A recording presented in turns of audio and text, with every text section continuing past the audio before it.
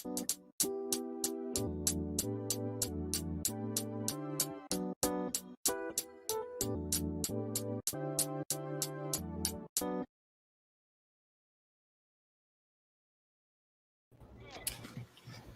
yo, yo, yo, yo, yo. What's good, y'all? What is good, man? It is the fucking weekend, and we got some familiar faces in this motherfucker, man.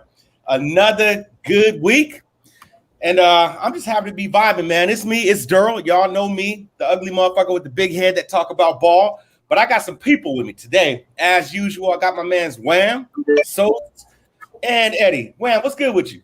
Man, I'm feeling blessed, bro. Make sure my shit is on right now. You know, I'm feeling good, feeling great. Just ready to get right back at it, man. It's another great game. Game 5 should be a classic, bro. Yeah. Okay. What you got, Sos? Man, little Saturday. About to head out with the missus. So, I figure I'd pop on here for a little bit with y'all, talk some shit. Give the people some analytics and all that important shit. You know what I mean? Like shit like that. A little Saturday version with the homies. That's what we do. And Eddie over here, we all just found out my man's brought a little youth football team, giving back to the people. What's good, bro? Hey, what's going on, y'all? Yeah, man, make sure if you know anybody in the Central Valley, man, in Modesto area, man, we bringing back Modesto Cardinals. I just got all the helmets and the shoulder pads, man. We in here. Let's go. Okay, hey, we'll be launching next year, not this year. We'll be launching next year. Next year. You're officially an OG. Yeah. I said you're officially the OG. Officially the OG. That guy, man. Officially the OG. Hey, for real though, I can't help but notice that orange Nike hat though, Eddie. Are we sending signals already? Oh no, man. It's all for the album, man. It's all for the album. Okay. That's it. I noticed you don't have who's winning and how many games they're winning in your name today. We'll get to that. It's a little different. It's a little different. Hey, your name is a little shorter, is what he tried to say. Okay, I got you, man. It is good to be back with the brothers, man. I really want to do this on a weekend basis, so I'm calling this show the Weekend with Familiar Faces, man, because they always say we all look alike, so be it, man. Casual World, I see you, man. Riley, I see you, man. What's good with y'all? We're gonna tap in real quick. We got one game, man. One game, and we got a good series going on right now. We have the Bucks and the Suns. If you've watched these last two games, the last game 4, all of us was really on the Bucks besides Eddie. He was kind of off the fence, but Eddie didn't make no official play, so it don't matter, man. He didn't lose no money. You know what I'm saying? So game 4 was a hell of a game. If y'all remember that game, it was 103-109, man. It was a lot. The score itself doesn't really reflect the game, because honestly, we did see that Milwaukee kind of came alive in these last few minutes of the game. They were almost down, and so they came alive. And so maybe people are kind of using that to gauge this game. But before we go into game 5, I'll start with you, Eddie. What did you see in game 4? Stuff that you like, stuff that you dislike. What did you see? Too many turnovers. The Suns had way too many turnovers. I think they had 17 turnovers. They haven't had that since game 1 of the first series, first round, I think, or they haven't had it since the first round is what I'm trying to get at. So the first thing that popped up on my radar is too many turnovers. They got to clean that up if they have any chance to win tonight. If we are going to see, as my guy so says, if we're going to see the series start, it's going to start tonight by the road team winning a game tonight, if it's going to happen. Right. I think the Suns are back at home, rested, feeling good. We're going to see Devin Booker pull up in an old school, man, and I think man, and clean up some of those turnovers, man, and play a little bit better on that offensive side of the ball. Yeah. He better not wear no black Air Forces. I tell you that. Turnovers, to your point, Eddie. We have Booker and Paul account for over half of them. Wham! What did you see in last game, Brody? Yeah, I've seen Chris Paul fall off in the fourth quarter. Also, I've seen these guys continue to get out-rebound, plus 12 on the offensive boards, plus 7 before the previous two games, game 2 and game 3. So they just continue to get outworked on the boards, man. It just seemed like that Sarek loss is bigger than a lot of people. We already talked about it. I mean, a lot of people talked about it, but it seemed like that was a key injury here, and we might have to, keep seeing that the adjustments can't be made because of the personnel out there. And I think Torrey Craig injury is kind of shown as well. He's not be able to get that many minutes out there. Yeah, I did see Torrey, you could see him trying to push himself. I did see that he had a quick layup. I saw him drive to the basket, man. He just couldn't get there. I believe Torrey Craig had a couple fouls on him too, didn't he? Yeah, I'm looking now, man. Yeah, the whole damn team did. Yeah, they did. Much. What did you see, Sos? Oh man, I've seen a lot. I've seen a young team that looked tired. I've seen a young team that's getting matched talent-wise. I see a bunch of built-in fucking excuses already being played by people who are following the Suns. Like, I never heard nothing about no wrist injury. Now I'm hearing that's all I'm hearing. And I'm also hearing lingering effects of COVID. I wasn't hearing that. After game 2. So I'm hearing a bunch of built-in bullshit. I'm hearing that. Now what I'm seeing is your mans look old. He looked tired. CP3 looks fucking tired. Devin Booker got Giroux in his pocket. Even though he dropped 40 the other night, he went off. Right, yeah. But that's cool if everybody else don't hit double. If your second player don't hit double digits till 6 minutes left in the game, that's just fine. Yeah, that's totally fine. And just like Wham hit it on the nose, man. Like they're getting outworked on the boards, and that's because Sarge isn't playing. Losing Sarge doesn't hurt. I'm not saying it's like if he came back, he'd be getting like 12 boards a game, but it's just understanding physicality, energy, and effort. The three to make you good at that part of the game. He brings all of those to the game. Also handles the ball. Also can shoot the three. Also can pass the ball. Also he can do a little bit of everything. You remove him immediately. Torrey Craig is fucked up. And now it's just Cam and Cam. That's your bench. That's your bench, bro. Cam Payne and Cam Johnson is not your bench. You don't have no options no more. And I said this when you dependent on guys you ain't dependent on all year to perform in the NBA Finals. You're in an unenviable situation right there, bro. Because Monty Williams done gave the same answers at the press conference 2 nights in a row. Yeah, I told you that. That presser was concerning to me, right? We talked about Monty already told his boys we knew this was going to happen. Prepare yourself for this onslaught that's about to happen. And they couldn't stop it. Now, if you want to tell me that you don't watch basketball by not telling me you don't watch basketball, please cut the shit with Cam Payne coming in for CP3. Can we stop this already? Okay? Can we stop this fucking nonsense? There are people on the internet that really fucking said that. Wait. People wanted Cam to start over Chris Paul? I tweeted it out this morning. Like they're like Suns Twitter is I was reading the shit. Suns Twitter's in fucking shambles right now. It is, man. That's because that's the problem that people have. If you want to tell me that you really don't watch the game, man, retweet that fucking shit because you're not watching the game, dog. You're not watching. Cam Payne came in and all that. What did we say? Don't let this fool go left. Let him go right because he can't do anything right. And I'm not hating on Monty Williams, but this is the biggest mistake that Monty Williams made over the last 2 games. They did not get DeAndre Ayton involved or engaged. And when I say engaged, I mean let him touch the ball. Like let him be engaged in the game. This dude's just crashing boards and just 17 boards, bro. You know He's the only person out there doing give something. Him the rock. Like give this man the ball. Let him get some touches on offense. You think Yo, listen, you think if he had been getting the rock the whole game, Giannis would have dunked that shit? Giannis would have blocked that shit? Fuck no. Absolutely not. This man came off the pick, like put his hand up. Now listen, he done put his hand up about 8 times in the 4th quarter, and the nigga ain't throwing the ball one time. He's not. One time, bro. You weren't expecting that shit? Yeah. You weren't expecting Devin Booker.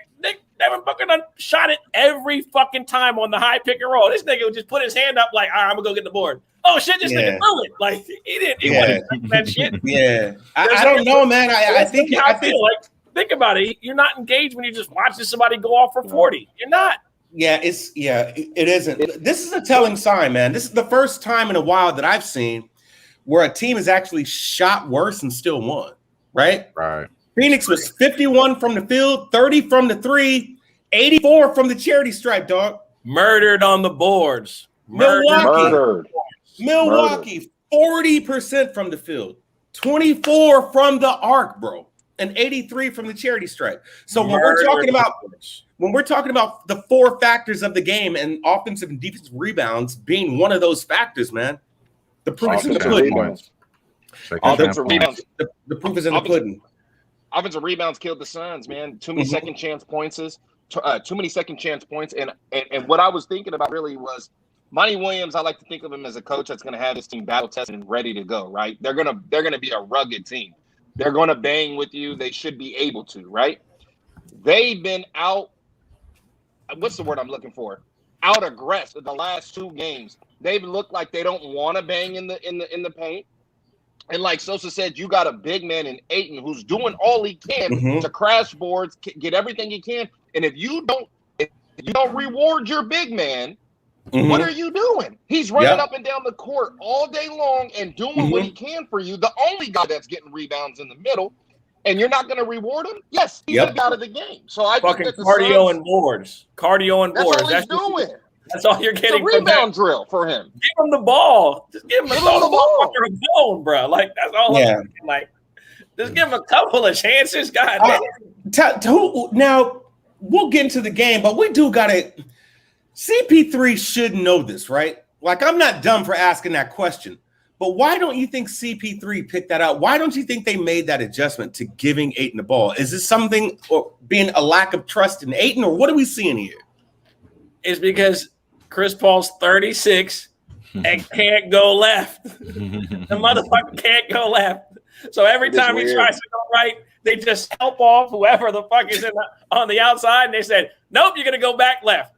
And you just see him try it. And he's just like, fuck, I can't do it. It's a trick. He got one shot, bro. We know what the shot is. It's a sidestep gather to the right. He got one fucking move. He's been doing it his whole career. He got one move. That's it. It's a sidestep. It's a step back. That's it.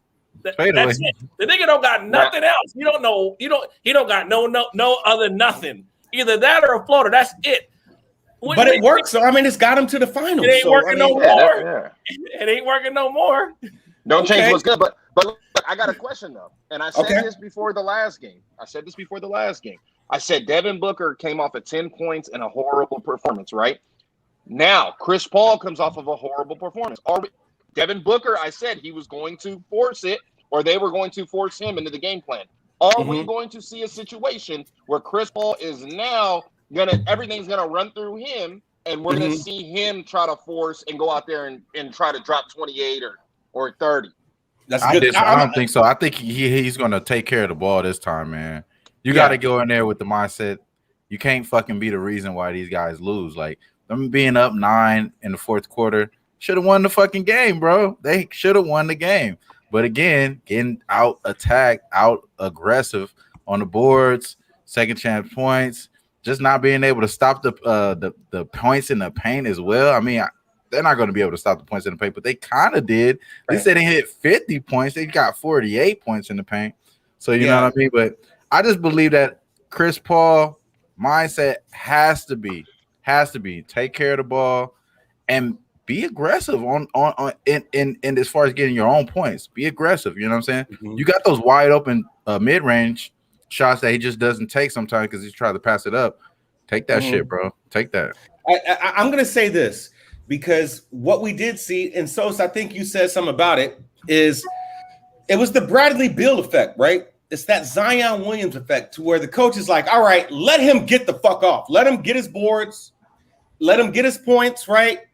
But let us shut down everybody else and we're going to still get the win. And that seems like that's what happened. You know what I'm saying? So to me, Booker could give you a 50 burger and still lose. Now, there are players who can give you those amount of points and win a game. If they get to 50, it's almost guaranteed they're going to win.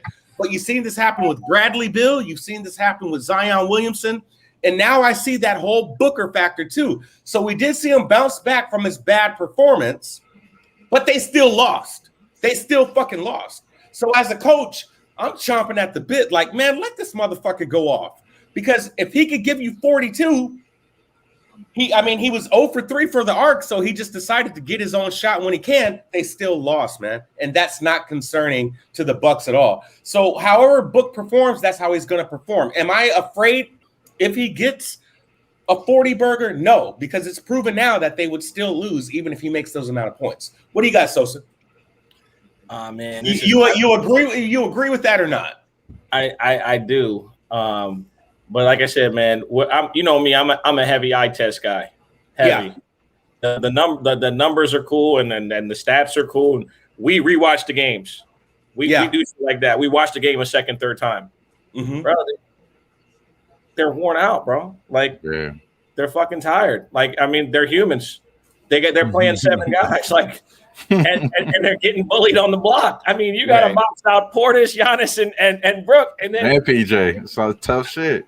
Truth is, man, they're getting bullied out here right now, and PJ only out there for fouls, so fuck it. It's like bullied in the paint, and then and they're just getting destroyed in the paint. It's the truth is it's what you see, and I want Chris Paul to perform better. But again, like I said, the built-in excuses have me taking the Bucks. All the built-in excuses.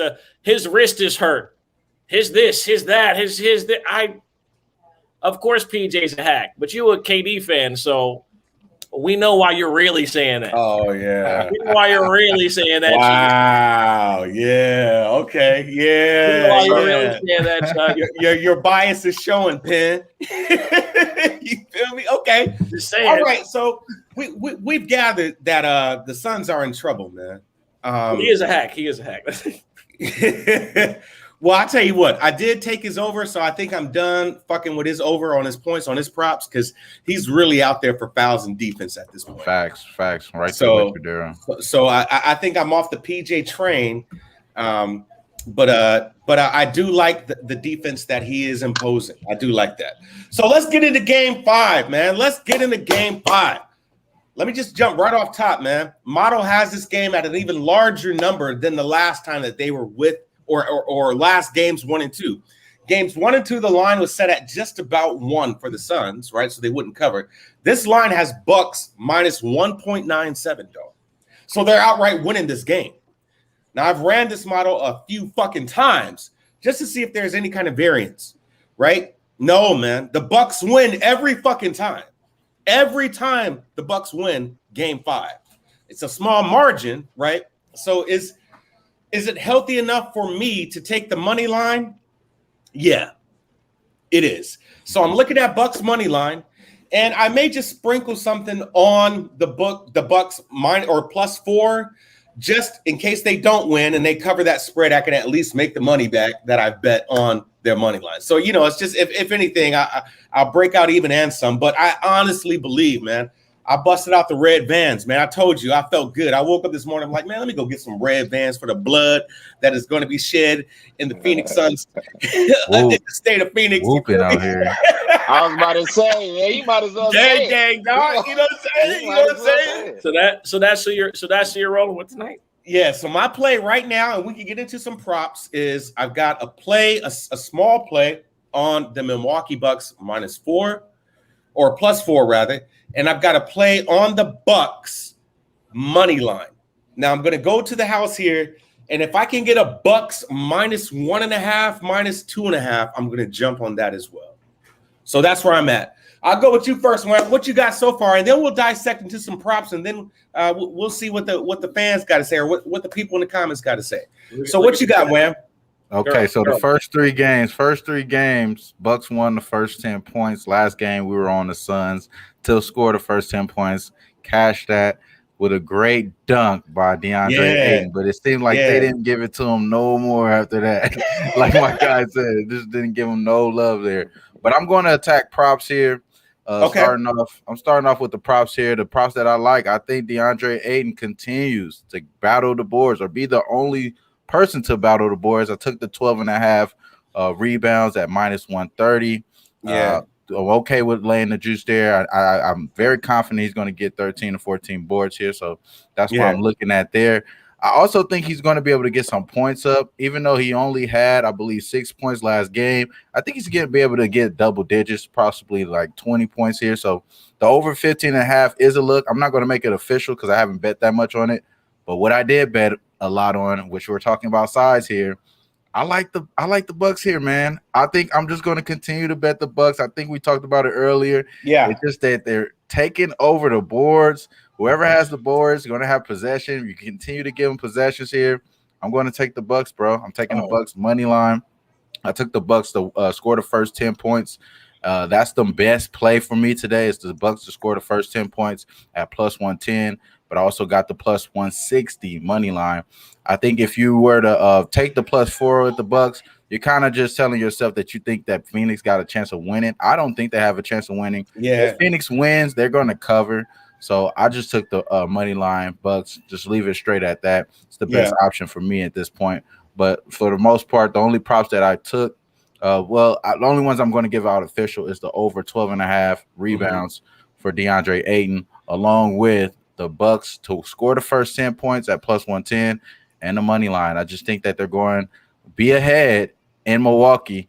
And I'm going to watch the game here. I'm going to watch the game before I make adjustments on game 6. I believe that the Suns can win in Milwaukee. I do believe that they are capable of doing so. But we're going to have to watch this game and find out, see if that's even possible here. So, but I think the Bucks got the juice out of both of these teams to win the first road game. I think the Bucks will be that team. So I'm taking the Bucks today at plus 160 money line and the first 10 points plus 110. Yeah, I mean, for what it's worth, the Suns already showed you they can win in Milwaukee during the regular season, right? So they've beat them before in Milwaukee. So it's definitely not impossibility. What hasn't happened is the Bucks haven't beat the Phoenix Suns in Phoenix. Right. So this is more of a test, which is the reason why I do like the Bucks here as well, man. It's basically 0-0 again, right? So exactly. If we're gonna do anything, you've got to be the away team that beats the home team, and I believe the Bucks are in a perfect spot to do that here. Eddie, what you like, baby? No officials for me yet. I haven't placed a bet on this game, but what I am looking at, man, I'm looking at the Suns to cover, man, because I look at it like this. I look at it like this. I think we're going to see not an overcorrection, but we're going to see a correction from what happened the last game. You guys mentioned it. They were up 9 points in the fourth quarter. What was it? 9? 9 points. 9 points in the fourth quarter, and they let it go. That's an effort. They let it go. That's an effort thing. You can correct that. You can correct that. As a coach, you can motivate your players to play a little bit better and close the deal. They haven't had that issue at home. We've seen that. They closed the deal. Even when Milwaukee was making a run in the second game, they closed the deal. They said no, right? So I think we're going to see a correction tonight. I think we see the Suns go ahead, get back to playing the Suns basketball. I see Paul. What's Paul's biggest strength on this team? It's him getting Ayton involved in the pick and roll, right? Ayton dive into the basket, and what does that do? That brings more people into the paint, and then they can load up on threes. The Suns shot the lowest amount of threes in this last game that they shot all series long.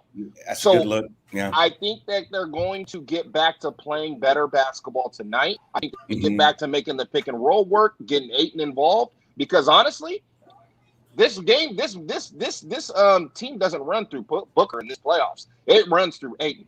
As Ayton goes, the team will go. That's a good look. The team will go. Eddie, what you think about Mike saying Middleton has to show up on the road? How you feel about that? I agree. He has to show up on the road. Has he yet? He will. You know what I'm saying? He will. He's a disappearing act. I'm not going to go against my fellas here. I probably won't make a bet on a side, but I do think that we are going to see some points in this game, and I'm going right back to the well with the over. That will be an official at some point. I'm still looking at a few things, but that's probably my heaviest lean at this point. Is over 219. It's a lot of money on that over too, man. Which is the books is cleaning. The books are cleaning house on that. I mean that 220, 219 is a tricky number, and they're either barely getting there or just barely getting over.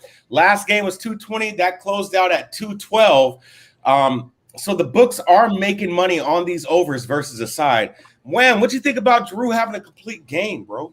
I think Drew Holiday last game, they tried to start off with him early. It's the reason why we cashed that Suns first 10. I think he's going to be ready to play today. Look for Drew possibly to score the first bucket. Look for Drew to possibly score the first bucket. I'll sprinkle a little bit on that. So I'm thinking that he is going to be the guy to win the first bucket for them. I think Drew is going to start off hotter than he did. Obviously, in game 3, he was pretty much got all of his points in the fourth quarter after them being up by 20 points. And in the last game, he pretty much was a no-show, milk carton status, looking for that motherfucker.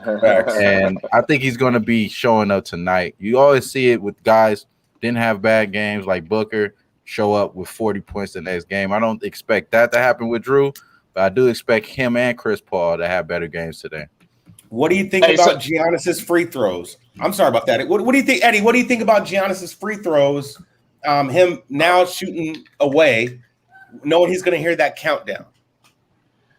I think we're going to see Giannis miss free throws. What I wanted to bring up is an interesting fact that I just came across right now as I'm looking at this game. Middleton is averaging 3 points less away, 10% less in field goal percentage. Wow. 15% less on 3-point percentage, and almost 1.5 turnovers more per game on the road. And Drew Holiday's not any better. His shooting percentages don't dip as much, but man, Chris Middleton is night and day on the road. Man. Yeah, yes, sir. Yes, sir. He is. Yes, he's sir, still he averaging 22, but still, he's night and day. That is crazy. Yeah, it's crazy, bro. I think you're hearing that all the time now, especially after the first 2 games. And you kind of didn't show up, and you kind of showed up for the third game at the house, and you really showed up having that 40 points in this game. So I think that rev up mentality for the Bucks, because we've seen it happen for these guys. They lose the first first game. They lost game 1 last year. They lost game 1 2 years in a row against Orlando. That was last year in the bubble, and then the year before that outside the bubble. Both fucking times, bro, they came out and won in a gentleman's sweep because they rev up in that first round in the playoffs last year and the year before. I think that's kind of just a characteristic of this fucking team, bro. So I think these guys will, show what they are capable of and kind of continue to do what we expect them to do on the boards. I think the boards, points in the paint, that's kind of like cemented in this series as far as what the Bucks are going to do. And it's all about are the Suns contributors, Cam Payne, Cameron Johnson, Mikal Bridges. I mean, those guys need to blow up. Mikal Bridges probably not going to have 20-plus points in this series no more, but at least this big guy get 15. Some of these other guys get 10. They need somebody to crash those boards. So that's what I'm going to be looking into as well. Like, are these guys crashing the boards? Are they doing what they need to do while still having the integrity of their defense? What their coach has actually said at a press conference. So that's what I'm looking at, man. But I believe that the Bucks, they should be strong today, bro. I got a question. I got a question about Bridges. Right, it trips me out a little bit because I was looking at the box scores for last game, and just doing a little, not a deep dive, but in the last 2 games, the kid's only shot the ball 12 times. Is it just schemed for him not to shoot the ball? Because I thought he was a decent scorer. I thought he was a contributor. Well, it seemed like what's come alive these last 2 games actually was Johnson. So he's taking those shots from Mikal because they both have that corner 3. You feel me? They both got that same kind of play that they run for PJ Tucker, where he makes that zip cut and then goes out to the corner, and then they just dash it out to him and he shoot it or not. Cam has the same play, and Mikal has kind of that same play, but I've seen them do it with Mikal more on like a fast break. So it's kind of weird. But I've seen them run that play for Cam Johnson. He just shoots on the opposite corner, Eddie. So he shoots on that opposite corner, and PJ Tucker and Mikal Bridges shoot at the same top corner, if you will, closer to the bench. So PJ side, Tucker, they shoot closer to the bench, and you see Cam Johnson shoots away from the bench, or Mikal Bridges rather. So they run those corner plays, But if Cam makes them, he makes them. You feel me? That's why it seems like the juice now is more with Cam Johnson than Mikal. So I think what you've seen that regression is honestly because it's not the same play, but the same scheme is kind of ran for Cam, and he's making those shots. What you think, Wham? Yeah, I agree. I expect Cam to get a little bit bumping production here. He seems like he's the guy that's shooting the best out of those role players. I mean, Jay Crowder too. I think Jay Crowder kind of showed that he was back at it again. I would look for his over threes prop for Jay Crowder. Yeah. If I was to look at any of these props, any props that really stick out to me for the Suns, it's the Jay Crowder 3 prop. It's 2.5. Is it at 2.5? It's at 2.5 at minus 143, but that's hella juice, bro. That's juice, but yeah, but at the same time, I think he's going to hit that because most of his shots. I mean, if he's going to shoot 7 shots, 6 of those are going to be threes. Yes, sir. That's how I look at it. But the one that really stands out to me, it has to be the Mikal Bridges or the Cameron Johnson rebounds, bro. We're talking about it. These guys got to crash the boards. So if you're looking to get somebody, I think Cam Johnson is going to see an uptick in minutes. He hasn't had I don't think he had 1 rebound last game. So the motherfucker was one of the guys that was the main fucking corporate and not getting nobody rebounds and shit. 30 minutes out there, 29 points, shot 50% from 3, 10 points there. So he went over his point total, but as far as rebounds, he only had 1. I think he could get to 5, 4. He kind of had 5 in game 4. I'm sorry, game 3. Game 3 he had 5. Game 2 and game 1 he had 3 compared there. So 3.5 is where it's at. I think Cameron Johnson should be able to go over to 3.5 because it's going to be an emphasis on getting boards. He should be one of those guys with uptick minutes, and he should have the opportunity there. I like that look. So, I do like that. Yeah, that's a damn good look, man. Here are my plays, man, and then Eddie, I'll let you give your plays and Wham, close it out with your plays one more time, man. But right now, I like the Bucks just to win this outright. So I did take Bucks money line. Out of all the VIGs that are kind of jumping around, that Bucks money line is jumping around, yo. That minus or +4 has been at a minus 105 for the longest time. But that money line has gone down as far as plus 146 all the way up to where it is right now, plus 160. So I do like the Bucks money line. I went there. I did hedge myself, if you want to call it that, by taking the Bucks +4. But that's probably a bad bet if you really want to talk about value, because to Wham's point, you're either going to win or lose. It's not about the Bucks losing and covering, right? If they lose, then they're going to lose by more than 4. So it's if anything, if it's anything, it's theirs to win.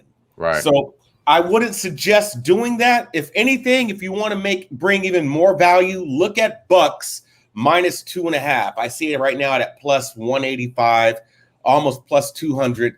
If you wanted to flip the line completely, just because you want to be bold and shit, you can get Bucks -4 at plus 240. And that's probably a realistic number that these guys can hit in Phoenix, to be honest. So I do like Bucks money line. I haven't made any prop plays, but I'm going to tell Wham on his props, and I'm going to tail Eddie and whatever props he's got, because they see the board like that. They look at that. Appreciate Eddie, that. what you got, Eddie? And then Wham, close it out. You're on mute, baby. You're on mute, bro. So for me, like I said, my heaviest lean, and I will end up taking a play on it. So I'll just make it official now. I'm going to take the over 219 in the game. Okay. I'm bringing up something right now because I got to get the line. I'm on my cell phone right now, so I can't pull it up on my line right now. Does anybody have the line on the first half money line for the Suns? I can get the that first for you, half money line for the Suns. I see it at minus 165. You can get a -2, 2.5. You may be able to get a -2.5. Let me see what as far as the consensus though. I got the Suns at -1.5. The big is -115. You take that money line, it's juice to -160. That's where I'm leaning, because how is it a -1.5 juice to -160? That's a lot at a first half spread. So what they're trying to tell you is that the Suns should come out just come out tough. Right? They want you to take the point spread. So that's another lean I have is the first half -2, -1.5. You're seeing it at. Like I said, my local, I can't pull it up because it's on my phone. But anyways, I like that look. Like I said, I think the Suns get back to playing some basketball. I think they come out tough. They have been controlling every single one of these games, except for I want to say every game they've been in it or controlled the game, except for game 3, the blowout. Game 3, probably that game 3. You're right about that. I mean, it kind of got away from them game 4, but they did get that route going. And like you said, man, they brought that 9-point deficit down. They got kind of close until Brook Lopez came alive. So yeah, you got a point there. So I like that first half. That's a lean, but official. Over 290. Oh, it's up to 220 right now in Bovada. Mm-hmm. So over 220, even money, even Jews, a dollar and a fucking dime. But anyways, that's where I'm leaning on this game, man. I'm not going to go against my fellas on this game. I'm not going to take a side unless it's a first half. So, yeah, one official for me, over 220. I like that, Eddie. Close us out, Wham. What you got, baby? All right. So as far as the best that I'm making official here, that's going to be posted on my Twitter and my pinned tweet, Trot Wham on Twitter, Walter Trotter the Sun. It's going to be the Fear the Deer money line plus 160. Think they could be the first team to win on the road here. Mm-hmm. Doesn't mean that the series is over. Just believe that they're going to be the first ones to win on the road. Also, I think that they are going to continue to follow the earlier trend that the first 3 games had with them winning the first 10 points. I think they're going to do that here at an underdog spot. So we already cashed it once. We got the Suns last time. They're going to go right back with the Bucks here at an underdog spot. All 3 underdogs have hit the last 3 first 10. So I'm going to keep that trend going here at plus 110. That's where you can find the Bucks to score the first 10. And then also DeAndre Ayton had 17 rebounds last time. Was one of the only guys to score or get rebounds here. 17. I think he goes over third. I think he can get to 13 here. So we're going to take the DeAndre Ayton over 12.5 rebounds. That's at minus 120. I think minus 130. I'm okay with paying the juice there. And as far as any leans, I got Drew Holiday to score the first basket at plus 400. I think that's a good spot to sprinkle some money on there. Nothing really too serious. Just some Pizza Hut money there if you eat that shit. You know what I mean? And I like the Bucks to come out early, so I think they have an option to come out in the first quarter. First quarter money line. Something I also sprinkled on a little bit there. And that's kind of where I'm looking at here. I'm going to just, sit back and relax. Yes. Most likely we'll at least win 2 out of 3 of these official plays. We don't need the Bucks to win the full game to fucking be up today. So as long as they come out hot, win the first quarter, win the first 10, we're going to be sitting pretty, bro. We relaxing shit, drinking champagne and shit. You already know, bro. Yeah, I got you. I think I'm going to hop on that DeAndre Ayton one with you, man. I like that Ayton, man, because they're not stopping him with the rebounds, man. If you look at his boards, Brody is getting boards. So that's a good look. You pay that juice, but yeah, I think that's a winner for you. Nothing's guaranteed. We hear that ad nauseum, man. But there's just some things that just really make sense. So it does. And with that said, man, we out. We got this one game. I got my Brodies on. Of course, we had to lose Sosa. Happy wife, happy life, man. It's all know right. It's only right. But you know what I'm saying?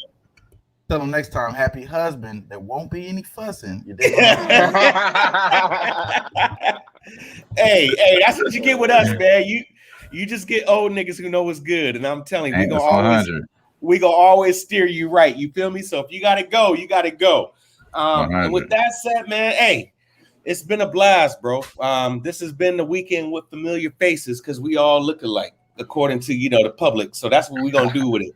And until next time, man, hope y'all get cash. If you was watching us and you cash, we're gonna do it again. All right. So I got Trot Wham with me. I got Real Simba with me. Make sure you tap in and follow these brothers because they make money. They make fucking money. Bottom line. Why is you not following them, man? They making money. All right. Until next time, y'all. Be cool. Peace.